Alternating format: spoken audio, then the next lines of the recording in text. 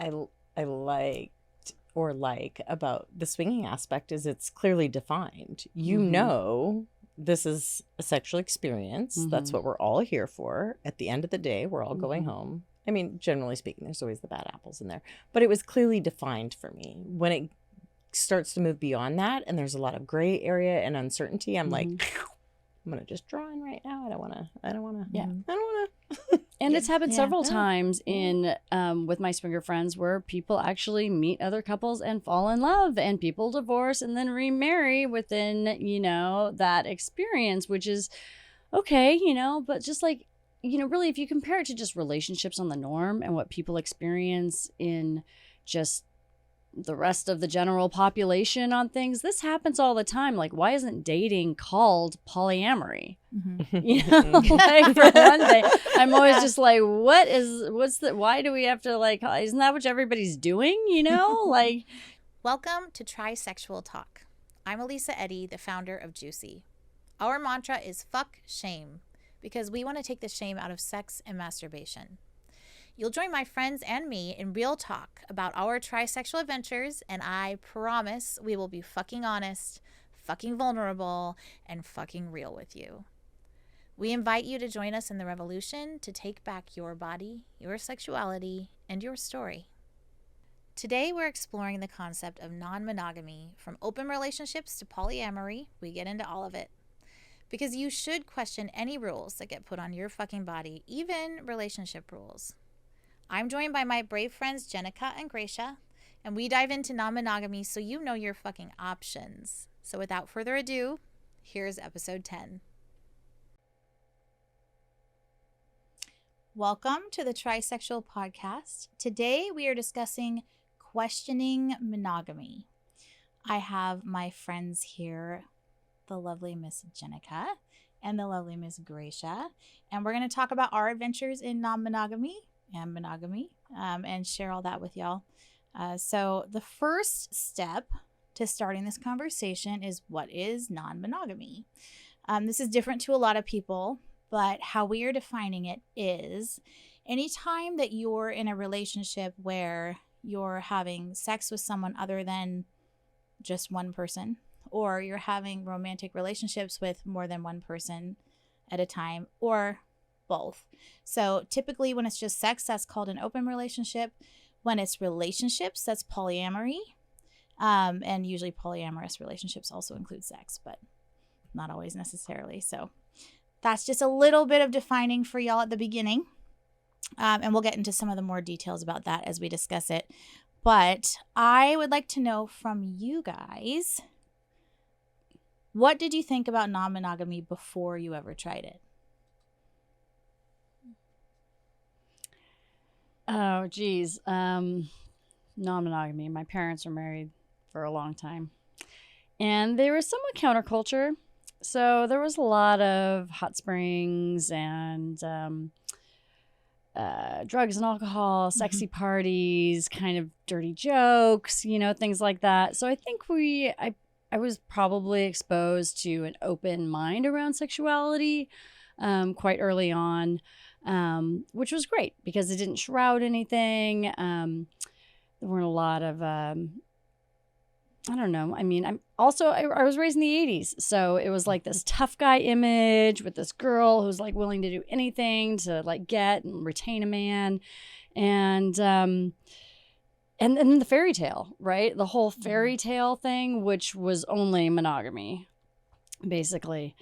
So really it was like, as I grew up, I kind of like started seeing there was kind of other things out there, other models, other ways.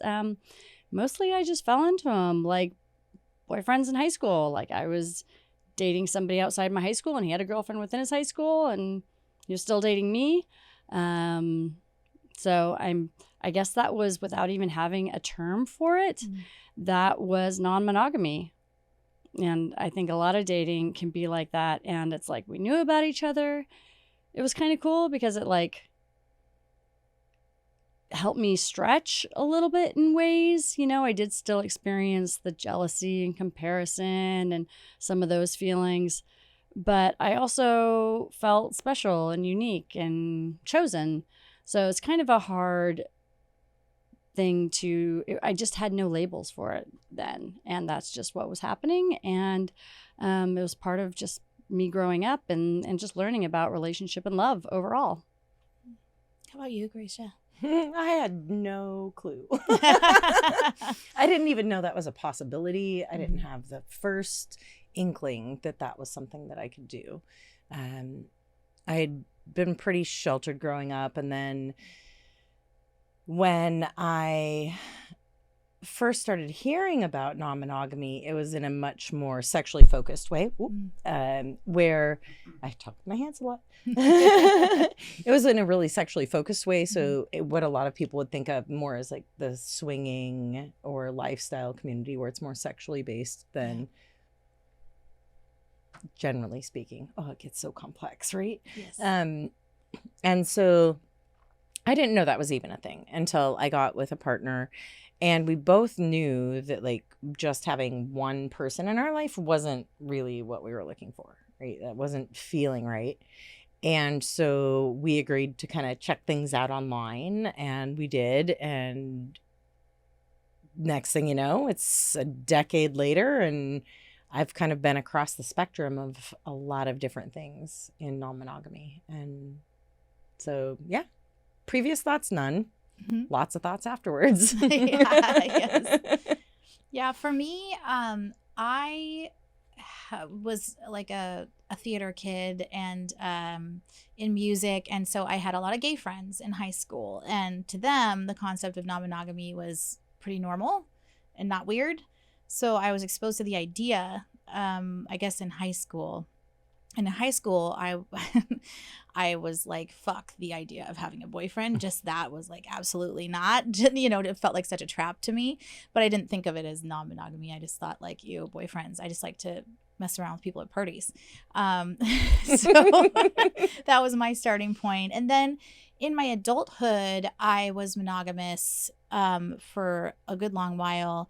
And I still had friends who were non-monogamous. So it just felt like maybe that's right for them and it's not right for me. And it wasn't until I was like 36 that I started to explore non-monogamy, which was after my divorce, which was non-consensually non-monogamous, not on my part. But yeah, so that was a journey for me, but it was something that I knew was right for some people from a pretty young age. But again, the version I was introduced to it was more sexual in nature and less relationship focused as well.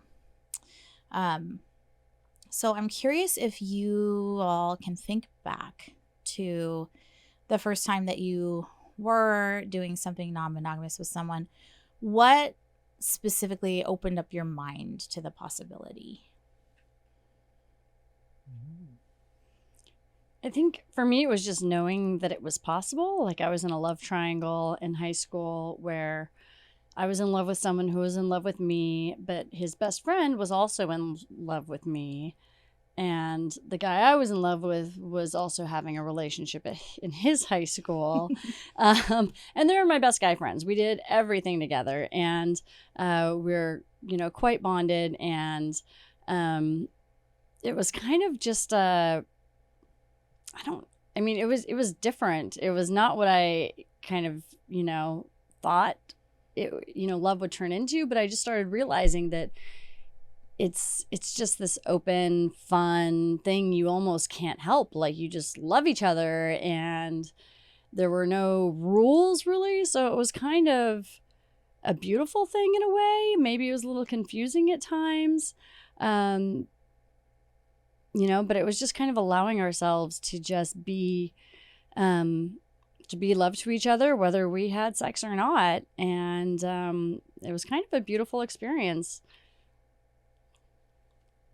How about you? I was so intently listening, I forgot the question. No worries. So when you first thought about it with that partner you said about 10 years ago, what specifically opened up your mind to the possibility? Well, as my therapist recently pointed out, I don't like limits. boy, did she nail it. Mm-hmm. And it was for me, it was this opportunity to just have a freedom that I hadn't had before. And that really just kind of attracted me to it. Mm-hmm. And the honesty that I could see behind it, right? You see so many examples of people not being honest about their desires or their wishes, and instead they go and they do things like cheat on their partners, right? Mm-hmm. And so like just the sheer transparency of it was really appealing for me, because I'm all about upfront transparency as much as possible. Yeah. Let me speak to that again, because you're talking about your first experience with non-monogamy. Yeah.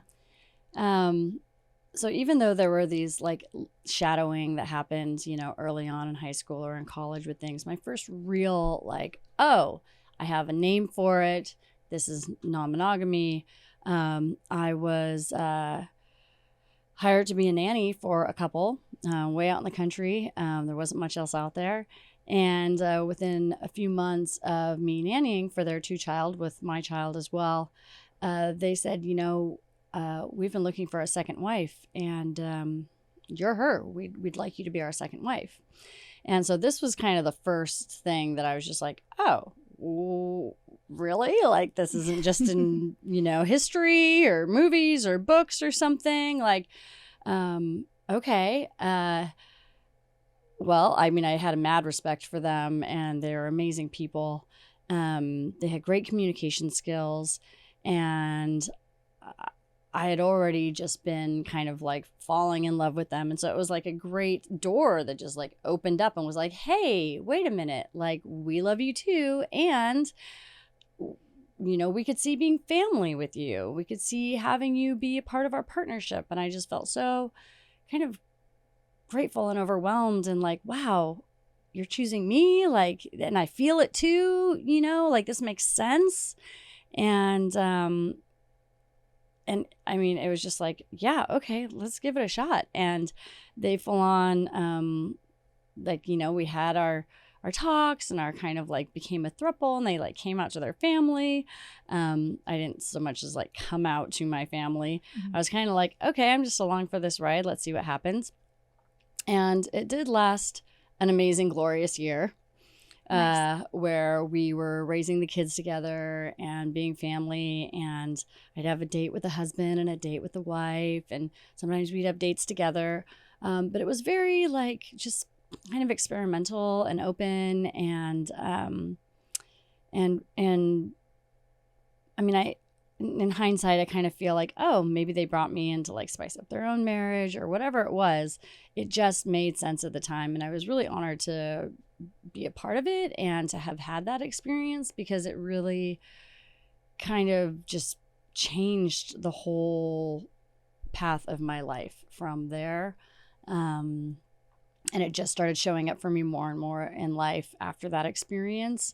I think I just was more aligned with it and knew that it was within the realm of possibility and that it could be a really beautiful thing.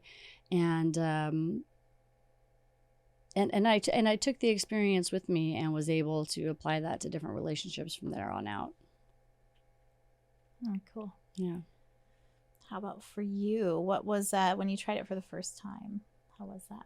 Oh God, it was awful. Oh,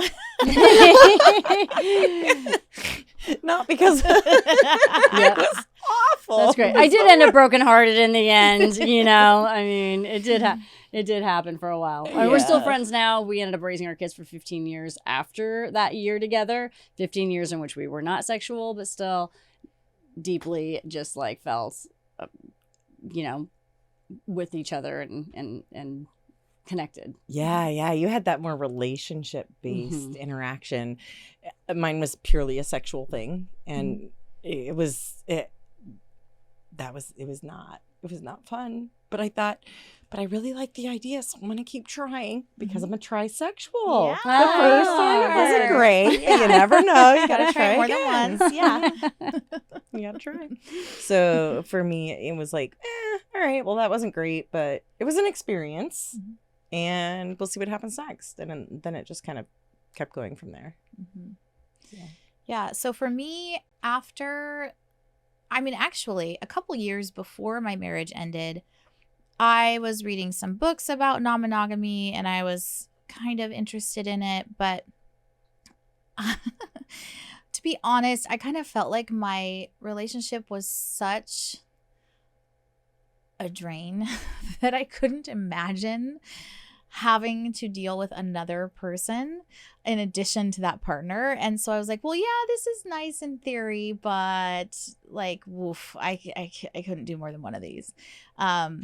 And I did talk with my ex-husband a little bit about it. And it was a tepid response, you know, so we didn't do anything about that, but it was discussed. And then the minute that I left him, I was like, I am not monogamous. So my dating profiles were not monogamous.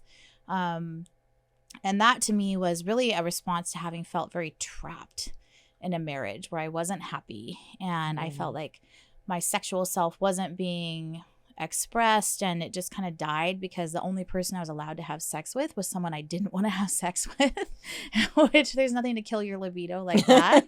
Right. Like I remember, this is so funny. I remember telling somebody maybe a year before my marriage ended, I'd be fine if I never had sex again, was what I said. And that was because my only option was someone who I just didn't want to fuck anymore. So, you know, I mean, there you have it. But as soon as I was out of that, I suddenly had a libido again. So it was mating in captivity, I suppose. Yeah. And so for me, I've been in more sexually open relationships. My partner and I are not polyamorous, but we do fuck our friends and we do have sex with other people, but we don't really date other people. And that's my current situation. And that's what feels right to me right now. But yeah, that was kind of my first time, was just like, free at last. Oh my God, I'm not giving this up no matter what. Yeah, so I'm curious for y'all, what is your relationship type now? How about you, Jennica? It really depends. I mean, since the whole sister-wife triad scenario, it's been, I've had monogamous relationships. I've had long-distance relationships, which tended to be more open. Mostly because of the distance. What I appreciated about that was when I was there visiting and I was with that partner, it was about us. And I kind of, we chose the don't ask, don't tell. I mean, of course, if you do ask, then, you know, we talk about it or whatever. But it just kind of made it so that our time together was focused on us, and it wasn't focused on a lot of processing or like, what did you do, or bringing up any like hard feelings. Maybe we'd have a phone call or something, you know, before that, but we'd really try to clear out our time together as just where we could just enjoy each other's company and being together. Also, I did have a 6-year relationship where the first 2 years we were monogamous. The second 2 years we were like dating other people separately, and then the third 2 years we were just open and kind of lovers, fuck buddies. So that was like kind of a fun, you know, transition into like what worked for us and what was appropriate at the time. And you know, it allows me to stretch and to grow, and of course I had all the feels, and it was hard to kind of like let go. But at that point, I saw how important we were to each other, and I felt really safe knowing that our love was true and real, and that we were special to each other. And then I've had partners that were very much in the lifestyle, and it was a little more so maybe about other people and seeing other people and being with other people than maybe I would have chosen just for myself. I think I'm actually just naturally more of a monogamist, honestly. But if that's where I was, you know, had to be, then I'd probably be rebelling against that. I mean, I definitely have that rebel quality in me, and nobody likes to be boxed in. Yeah. And if that's had to be what it was, then, you know, I probably would have been in the conversation of, hey, let's try something else, or let's do something else. But I think because my early experiences, it kind of just led me down this path into just people that were more non-monogamous and had different kinds of relationship, that I was attracting those people, and that was in my circle of friends. And it was also just a kind of a language that people were, had in common. And so I really like that you can kind of create whatever you want, which is, really, I think what the beauty of it is for me is like wherever you're at whatever time in your relationship, that it's not this like shrouded thing that's never done before. Now it's like, oh, there's all these different models of what's possible, and you can like figure out what in that works for you at whatever time that is in your relationship. So I love that. Yeah, I just want to jump in and for our audience, let them know, in case they're not familiar, that two of the more common types of polyamory are hierarchical polyamory and non-hierarchical polyamory, which what that means is in hierarchical, people typically have a primary partner. They might also choose to label or designate secondary partners, and then they'll have tertiary or just a primary and others. And then non-hierarchical is theoretically that none of your partners rank above each other in your life or life choices and in how you prioritize your time and energy. So I just want to clarify that, and then wanted to go on to you. Yeah. Oh my gosh. And there's so many different layers to all of the different styles of relationship in it. It's so interesting. Right now, I would describe my current relationship style as complicated. Yeah, it's such an interesting question because I too have been like kind of across the spectrum of non-monogamy, everything from swinging to more polycentric but non-sexual, so a very emotionally based triad. And right now we're figuring it out. I have a nesting partner, which I swore I would never do again. I identified as solo poly when I met him. And I was adamant that's where I was at. And now I'm like, oh, I'm not so sure if that's, is that where I'm at? I don't know where I'm at. I mean, I enjoy time with my friends, but I'm not super structured around like, I want to date someone else. Because for me, a lot of it is that kind of in the moment, spontaneous. It's more sexually based, I think, for me and the relationship that builds off of that is beautiful for me. But I guess that's where I get confused about where I sit as far as non-monogamy, polyamory, where is that? And so it's interesting because I very much so am that spontaneous in the moment kind of person, and my nesting partner is very much so about dating and having structure and knowing that there's a plan ahead, and so we're kind of sorting out what does that look like and creating that more designer relationship, if you will, like what's going to work for us and all of the ups and downs and sometimes ins and outs that go. Yeah, pun intended. Yeah, and I will also say for the audience, in terms of non-monogamy outside of polyamory, there are a few different common flavors. First of all, there are 100,000 million bajillion flavors of non-monogamy. It is as unique as every human is, especially as unique as the combination of two different humans is. So I think that that's important to know. I just want to make sure people understand in non-monogamy outside of polyamory, there's typically open relationships. And within that, there's what we call don't ask, don't tell. And that is when a couple can have sex with other people, but their partner doesn't want to know about it and isn't supposed to ask about it. And then there's open relationships with full disclosure. So they'll go ahead and do something and then make sure that they tell them. Then there's open relationships where they check in first.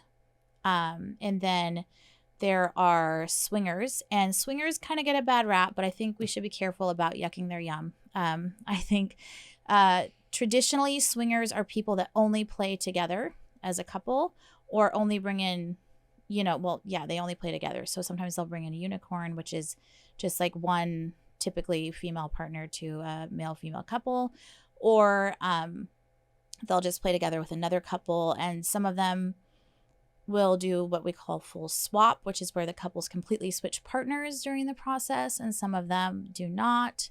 And then there are non-monogamous people like me who, like in my relationship, we always check in. We have been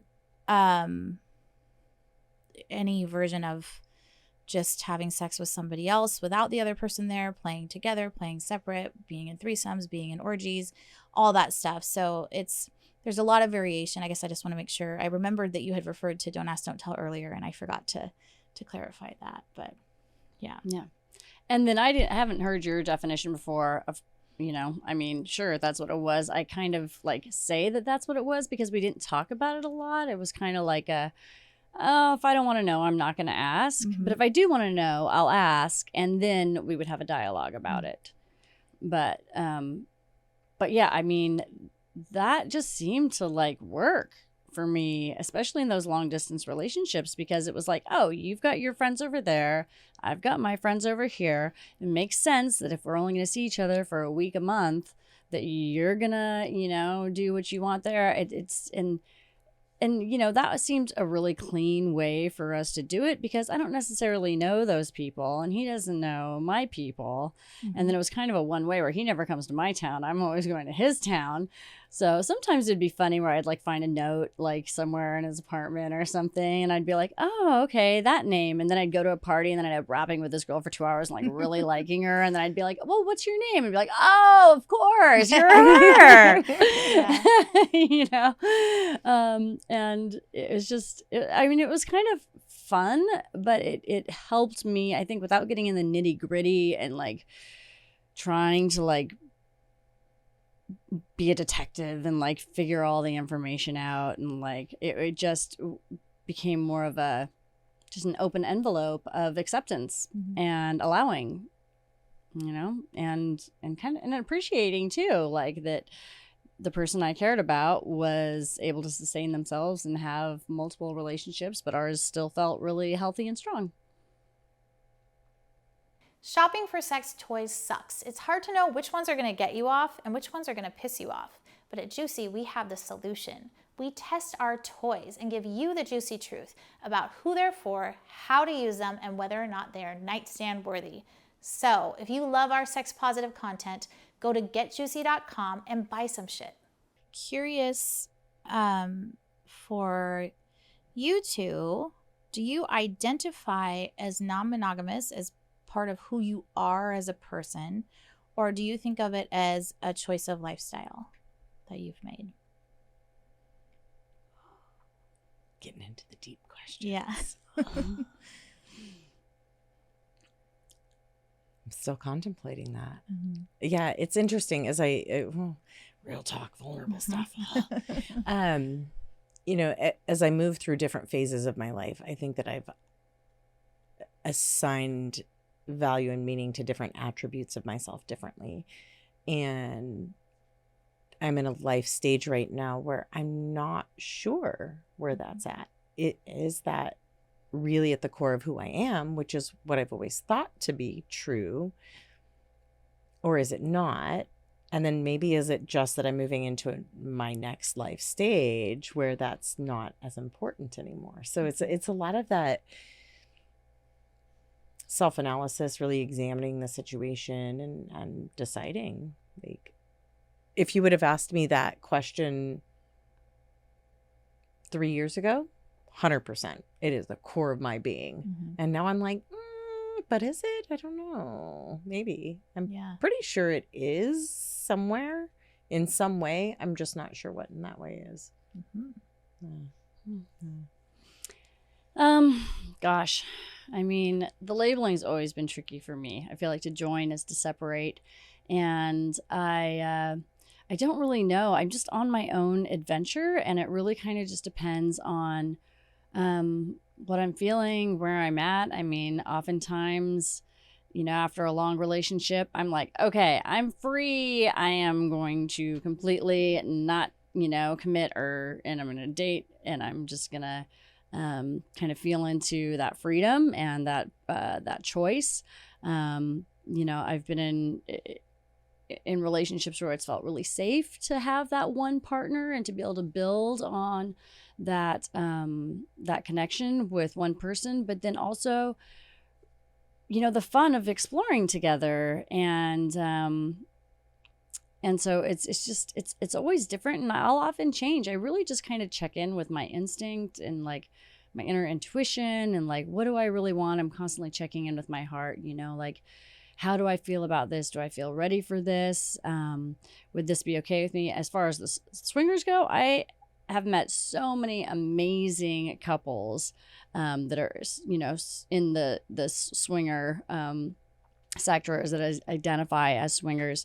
That's been really kind of a fun and entertaining place to be, because it feels safe in that they're a couple, whether they're married or not, they're committed to each other in a big way. And as far as just the poly community at large, there's a lot of people that are in between relationship, or maybe there are some single people in there, or there's, some other, people floating around that aren't attached. I tend to see a bit more, stuff come up there. That's, for me, I think would be really hard to juggle personally. Yeah, do you have something to speak to on that? You know what I think I liked or like about the swinging aspect is it's clearly defined. This is a sexual experience. That's what we're all here for. At the end of the day, we're all going home. I mean, generally speaking, there's always the bad apples in there, but it was clearly defined for me. When it starts to move beyond that and there's a lot of gray area and uncertainty, I'm like, I'm gonna just draw in right now. I don't wanna. And it's happened several times in with my swinger friends, where people actually meet other couples and fall in love, and people divorce and then remarry within, that experience, which is okay, but just like, really, if you compare it to just relationships on the norm and what people experience in just the rest of the general population on things, this happens all the time. Like, why isn't dating called polyamory? Like, for one thing, I'm always just like, why do we have to, like, isn't that what everybody's doing? Like, isn't that what all these like social, like apps are for? You're really just sleeping and dating with more than one person. You're just not really talking about it, or you don't have any culture around, or maybe any guidelines, or anybody that's able to share some experience that you can draw from, or to just do it a little more consciously, right? Which I think is some of the, the real kind of value in choosing to have like a label or a community, or to ascribe to a culture that has some experience and they have some learning there that can be shared. There's a lot there, but I mean, I love that this is available and that it's becoming desensitized, that there is something about it that's I think, also it does get kind of trendy and hip sometimes, and you're like, it's like, it was kind of strange when my daughter was in high school and everybody's like, oh no, I have a girlfriend, and they're all dating the same sex, and sure, that's just like great, because now we're more open. Now we can talk about like just our different ways of having sexual attraction, and that's not just gender specific anymore. So I love that, but I do think that there is kind of this thing where it just becomes kind of trendy and mainstream after a while, where it's like, oh, I'm poly. We're edgy. Yeah, right. Right. Now it's so mainstream. It's so true. I'm curious about this. This is a little bit of a controversial question, but I think it's important to ask. Do you believe that non-monogamy is a more evolved relationship type, or do you think it's simply a personal preference, and why? I'll start. Yeah. I'm like, give you guys a break. I don't believe that it's more evolved. I think that it's most evolved to do what's right for you and what's right for you and your partner. I think that at different times for different people, different relationship structures make sense. That's my personal belief, but I know a lot of people feel very strongly that it is more evolved because there is a notion that jealousy is the worst emotion to have ever, and if you have it, then you're bad, or to be quite honest with you, to pretend that certain resources aren't finite. Sure, love might not be, but time is, and money is, and energy is. And I think when we pretend that those things are not finite, I don't think we're actually doing any favors. And I think being more realistic about the negotiation that's actually happening there is helpful. So I personally don't like to put it like way up on this pedestal. And yet it's hard to imagine at this point in my life ever giving up on my sexual freedom. That's just really hard to imagine putting hard rules around that again, where that's just for one person. So yeah, love to know your thoughts. Yeah, I think we're past that married to one person till death do you part. I mean, I truly believe that we change. I mean, we all know this, but like every 7 years or something, they call the 7-year itch or whatever in marriage, you know, like you can grow together in a marriage or in a relationship. You can go on the same direction together, or a lot of times you go separate directions.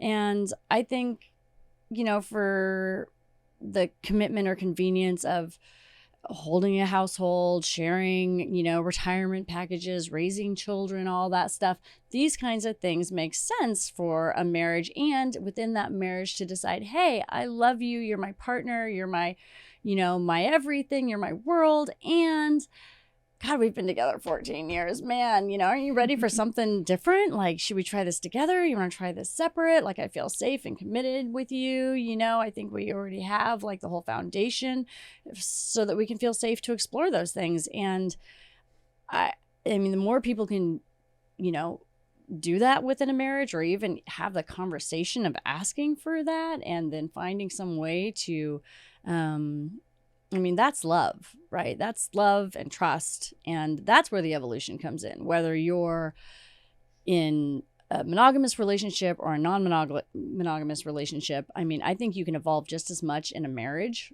you know, or with a relationship with one person than you can in a relationship with many people. It's really up into the individual and what do they want to create, you know, like where do they, you know, are they choosing a path of self-development and kind of looking inward and wanting to grow and wanting to, you know, try something different and be honest with themselves and with the person in which they want to, you know, have that experience with. And it can be a lot of hard work, and it's a lot of dialogue, and you've really got to want it and kind of work hard for it to have some success, I think. What are your thoughts, Gracia? Yeah, I don't think it's an evolutionary process. If anything, it's been a de-evolution, right? It's starting to remove the societal expectations. It's going back to basics. It's taking it back to, I mean, many of us in this community have read all the books, right? All the books. And we can go all the way back to our bonobo ancestors and see like that it's a more natural way of being in a lot of ways. And I think that there is some personal preference that's in there, most definitely. But I think it comes along with like that life experience and what have you learned about the world around you and all that stuff that we layer on it. So I hope that we keep de-evolving back into that place where we can get out of all the stuff that society has taught us or trained us to think or feel or be, and just be back in that space of openness and be able to make those choices. Sort of a deprogramming. Yeah. I think that programming could potentially be a bad thing no matter what direction it goes in, right? But yeah, I see what you're saying. I think I want to talk about just in more like quickly, because we don't have too much time left, something that you don't love about non-monogamy, something that bothers you or is kind of a wrinkle or a hiccup that you haven't quite worked out yet. If you're, I'll share one while you guys think about. I can see the wheels are turning. I think for me, after having been in a monogamous relationship and built something with somebody, and then having that sort of fall away, I knew consciously that making the choice to be non-monogamous would make me far more reluctant to build something with my next person, and I have been. And it is directly related to a lack of security that's there. Even though I think my partner is wonderful to me and gives me so much security, there's a part of my brain that's like, that isn't 100% in that way, just because of having lost that before. So that's something that, when it comes to like starting to plan retirement, planning end of your life type stuff, you go, well, how the fuck do I do this in this situation? How do I trust that this person will be there, or that I will still be their number one, or one of their number one people at that time? So that's something that's tricky for me. But I'd love to know what's tricky for you. I think for me, a lot of what's tricky is the internal stuff, right? It's that constant comparing that I tend to do of myself, and the expectations I place around myself, and how hard I am on myself when I don't feel like I'm getting it right. Those are the parts I don't like. I also like that it makes me self-examine, but I don't like the constantly in my head, because I'm an overthinker anyway. Yeah. Right? So then I'm like, well, what about this thing, or what about that thing, or Thank God for therapy. Right. Yeah.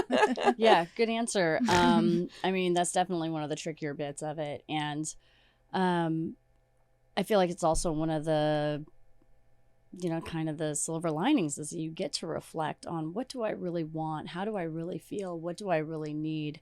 And to kind of choose yourself. I mean, I bought this ring for myself probably 15 years ago as a reminder that I'm in a relationship with myself first, number one.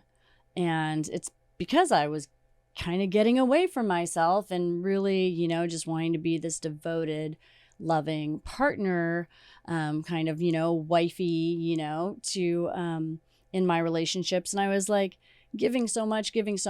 I guess one of the things that I find challenging about polyculture is some of the people get involved and use it as a way to kind of not be real with themselves and with who they want to be in relationship with.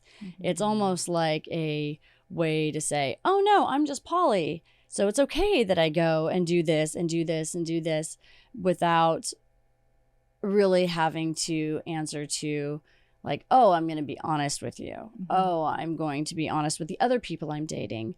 Oh, I'm going to bring people into our relationship that are healthy, sound minds, that are going to add to our relationship and not detract or become drama within our relationship. I think it just, part of it's become this trend where you just go, oh yeah, this is just, what I'm going to call it now. And now I kind of got this free pass to do whatever I want. I'd love to see people take a little more self-examination around it. And what does this mean to me? And why am I choosing this? And what does that mean for us and for couples to be able to actually set up guidelines and have constant communication, open communication around where they're going and what they'd like to change and what they'd like to stick with, and what works and what doesn't, because it just kind of becomes a catch-all for, I don't know, just dating. Yeah, it can be a catch-all for dating without rules, which isn't necessarily the same thing as polyamory or as ethical non-monogamy. The ethical being the key. Ethics being the key, the for key sure. Part. All right. Well, this has been a super awesome conversation with you guys. I really appreciate it. And of course, it sounds like we're going to have to continue this with a part 2, no doubt. Yeah, so be looking forward to that in the future. But thank you all for listening. I appreciate you coming to Trysexual Talk, and we'll talk to you again soon. Try something new. And on that note, we close out today's episode on non-monogamy. Boy, we were just getting started. After hearing our conversation, I hope you feel well-versed in the topic and ready to ask your questions.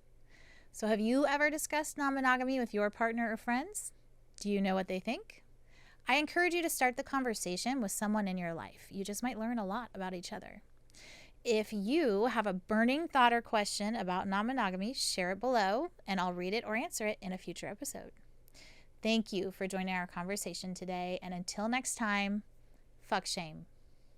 If you enjoyed this podcast, please click like and subscribe. We are brand new, and it really makes a difference. If you're looking for tools in your journey to sexual empowerment, visit us at getjoosi.com. And we cannot wait to see you next time. Fuck shame.